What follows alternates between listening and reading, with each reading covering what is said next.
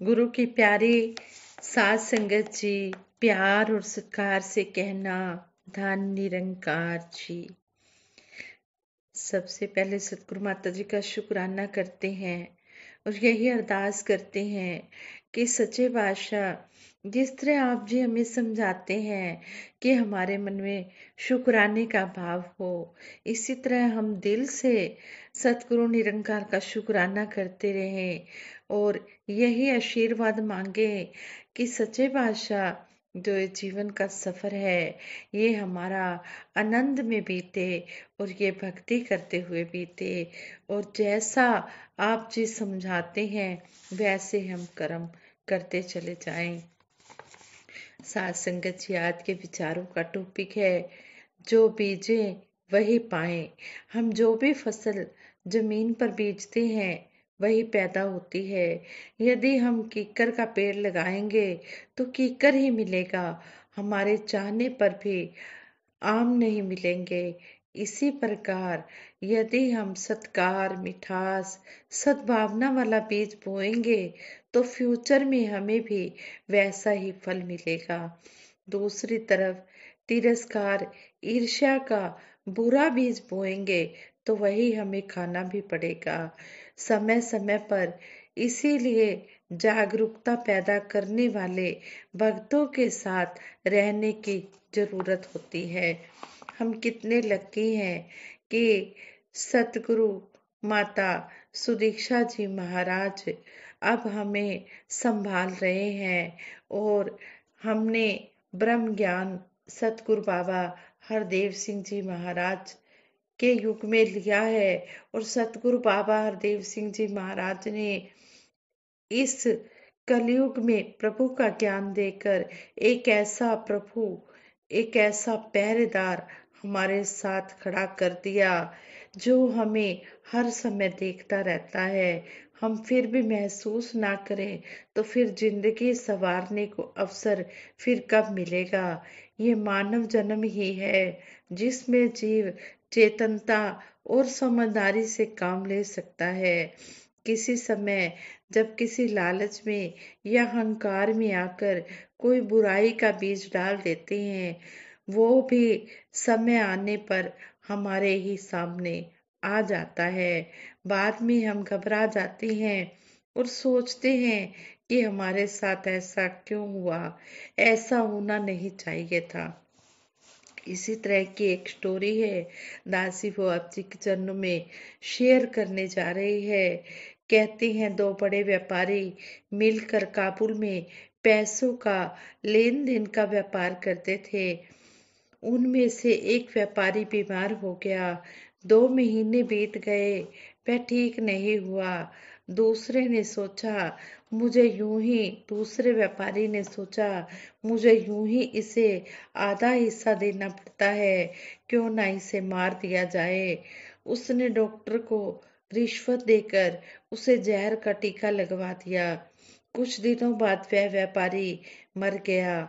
दूसरे व्यापारी ने मरने वाले के परिवार को कुछ हिस्सा देकर उसका हिसाब खत्म कर दिया। परंतु कुछ समय बीतने के बाद उसकी स्वयं की पत्नी गुजर गई। अब उसके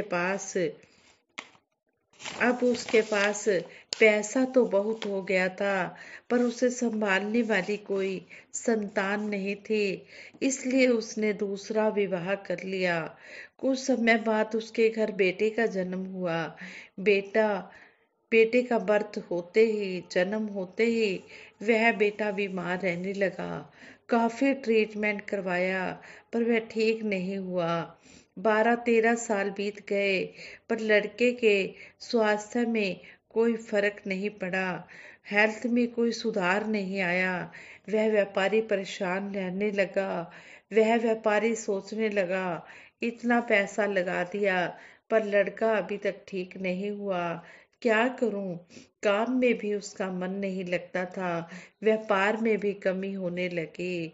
एक दिन इसी सोच में डूबा वह अपने बेटे के पास बैठा दुखी हो रहा था।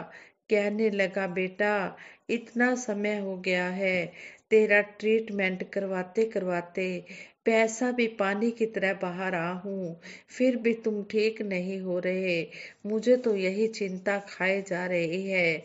यह सुनकर बेटा चारपाई से उठकर बैठ गया और कहने लगा, मैं कोई तेरा बेटा बेटा नहीं हूँ, मैं तो वही तेरा पार्टनर हूँ जिसे तूने मरवा दिया था।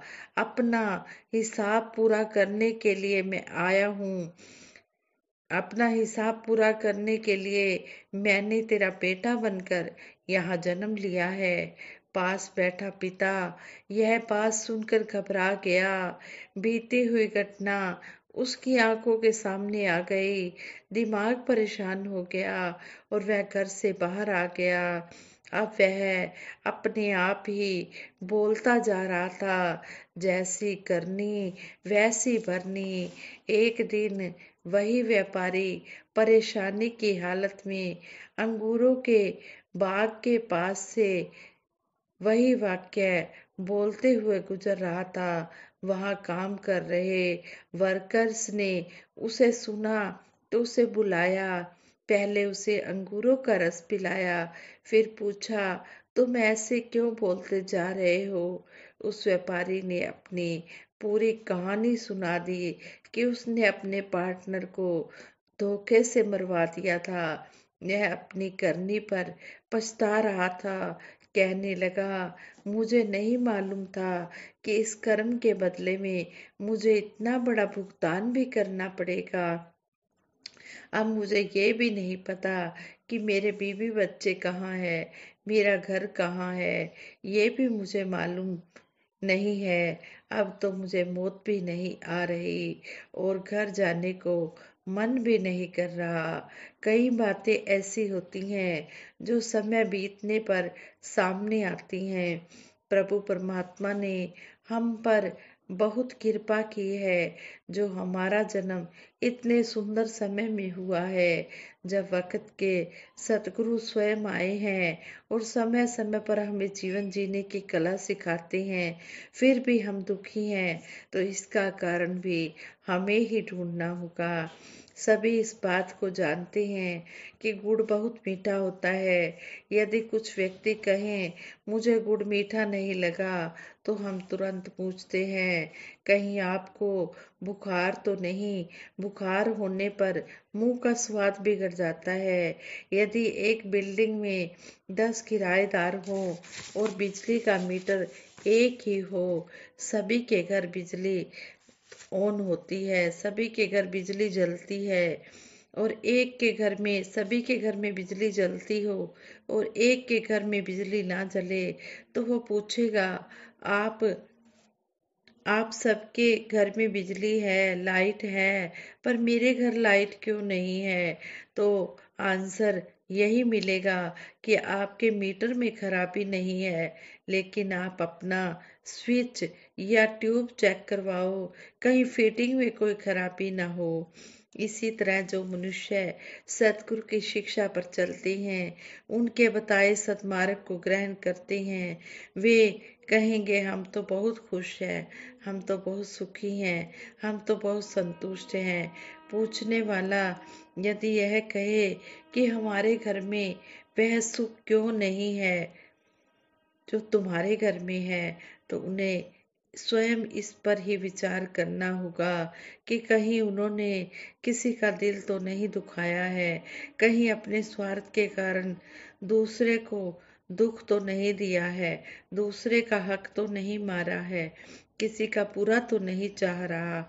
सतगुरु ने ज्ञान तो सभी को एक जैसा ही दिया है, जिसके द्वारा अपने आचरण को बदलने की जरूरत होती है। इसलिए अपने कर्म की ओर ध्यान देना होगा, तभी सुख मिल पाता है।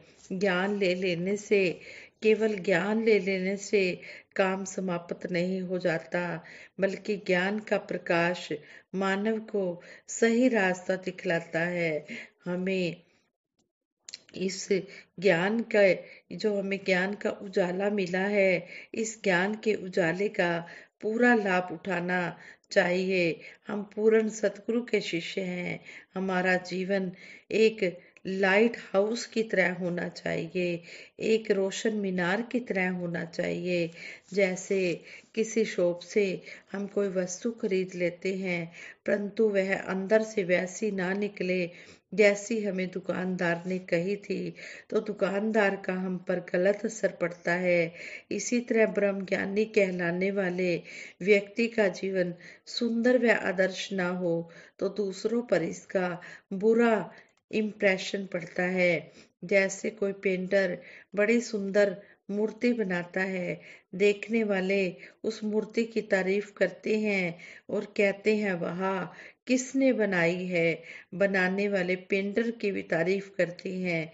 इसी तरह गुरसिक के जीवन में भी निखार आने पर लोग पूछेंगे कि तेरे गुरु कौन है, इतनी सुंदर शिक्षा किसने दी है।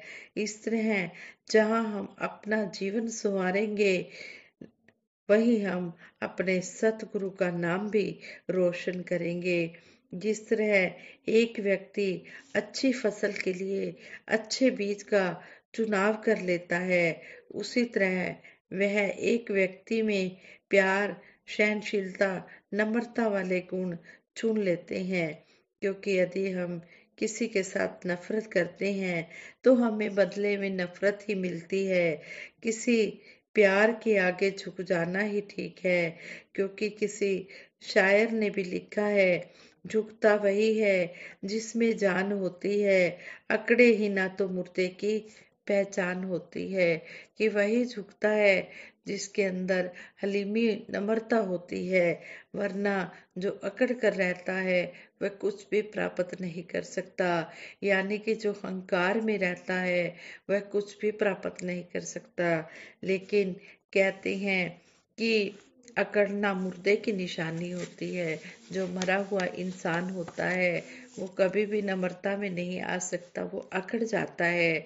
लेकिन जो जिंदा इंसान होता है वही झुक पाता है। तो कहते हैं कि जो झुकता है वही शोभा पा लेता है, जो झुकता है, जो नम्रता में रहता है, वही सब कुछ पा लेता है।